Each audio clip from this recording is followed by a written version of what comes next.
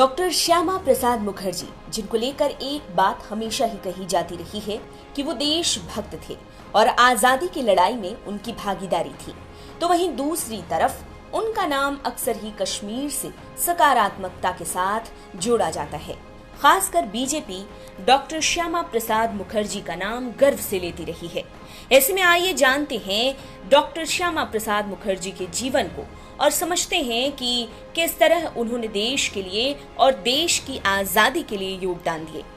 जानते हैं इस बारे में सब कुछ डिटेल में, लेकिन उससे पहले अगर आपने हमारा चैनल अभी तक सब्सक्राइब नहीं किया है तो जल्द कर लें, बेल आइकॉन दबाना बिल्कुल न भूलें।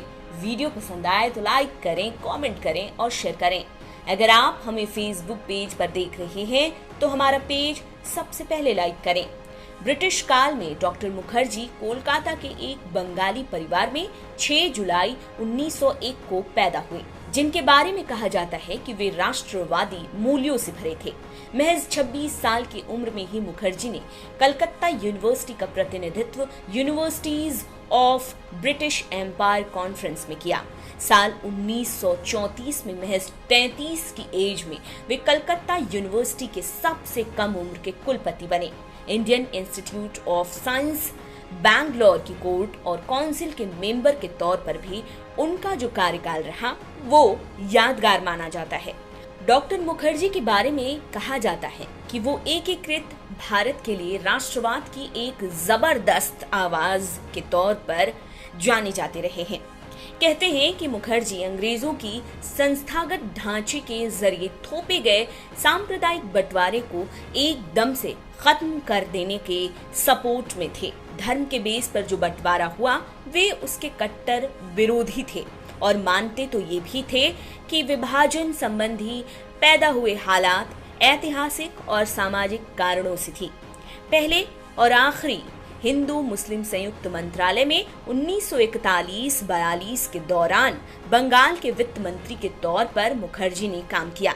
अखिल भारतीय हिंदू महासभा में उन्हें जुड़ने का मौका मिला।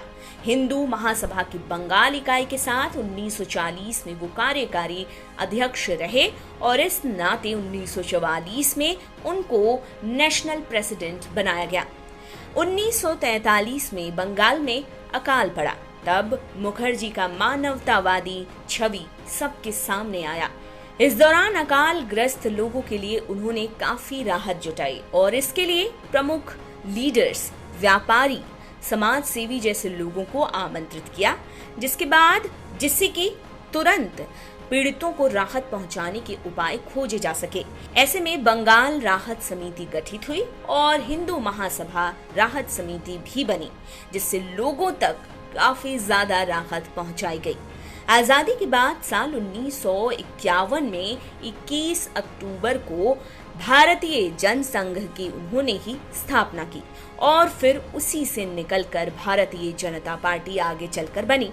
डॉक्टर मुखर्जी के बारे में कहते हैं कि भारत की संप्रभुता के मुद्दे पर उन्होंने कोई समझौता नहीं किया कभी भी।